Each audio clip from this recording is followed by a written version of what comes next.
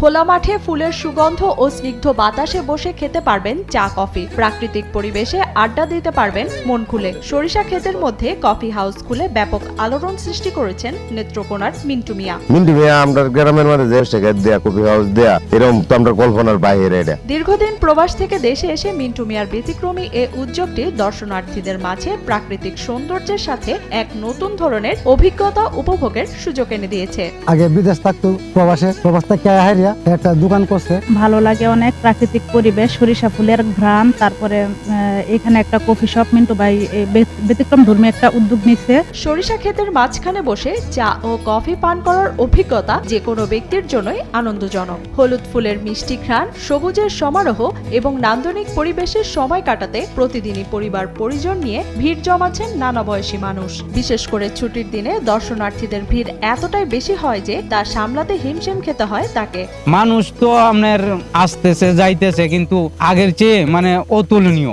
মানুষ এভাবে আসা যাওয়াটা করবে যে আমি কাল্পনিক দৃশ্য হয়ে গেছে। বড় ভাইয়ের সাথে পরামর্শ করে সরিষা খেতে কফি হাউস দেওয়ার কথা চিন্তা করেন মিন্টু। প্রথমে বড় ভাই নিষেধ করলেও পরে আবার সম্মতি দেন মিন্টুর কথায়। এরপর দুই ভাই মিলে গড়ে তুলেন অনিন্দ সুন্দর এই কফি হাউস। আমি আমার বড় ভাইকে বললাম যে ভাই, আমি এই সরিষা ক্ষেতের ভিতরে এরকম একটা সিস্টেম করব। সে বলল না, শুধু এই সরিষা ক্ষেতের ভিতরে সিস্টেম করলে তোর সরিষা নষ্ট হবে। আমি বললাম সরিষা তোমার নষ্ট হবে না, অল্প কিছু নষ্ট হইব, এটা আমরা শাক হিসেবে ব্যবহার করতে পারবো। তখন ভাই রাজি হইল। প্রথমে তার এই ধারণাটি অনেকের কাছে অদ্ভুত এবং হাস্যকর মনে হয়েছিল, কিন্তু বর্তমানে এটি স্থানীয়দের গর্ব এবং দর্শনার্থীদের প্রিয় জায়গায় পরিণত হয়েছে। প্রতিবেশী যারা আছে প্রথম অবস্থায় তো বলছে এই পাগল হয়ে গেছে, এই সেই কত কিছু বলছে, অনেক মানুষই বলছে তার পাগল হয়ে যায়, এটা যেটাই বলে এটাই। কিন্তু আসলে বিষয়টা এখন যে পরিবেশে আছে, এই পরিবেশটা সবারই এখন ভালো লাগতেছে। যারা অটো চালায় তারাও বলতেছে যে তোমার জন্য আজকে আমরা এই ভাড়াটি পাইলাম।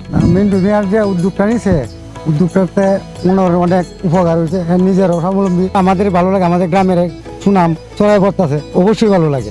শুরুতে মিন্টুর কফি হাউসের কথা স্থানীয় এলাকাতেই সীমাবদ্ধ ছিল, কিন্তু সামাজিক মাধ্যমে এটি ছড়িয়ে পড়ার পর দর্শনার্থীদের সংখ্যা কয়েক গুণ বেড়ে যায়। সরিষা ক্ষেতে কফি হাউসের পরিবেশ এবং প্রাকৃতিক সৌন্দর্য মুগ্ধ করছে সবাইকে।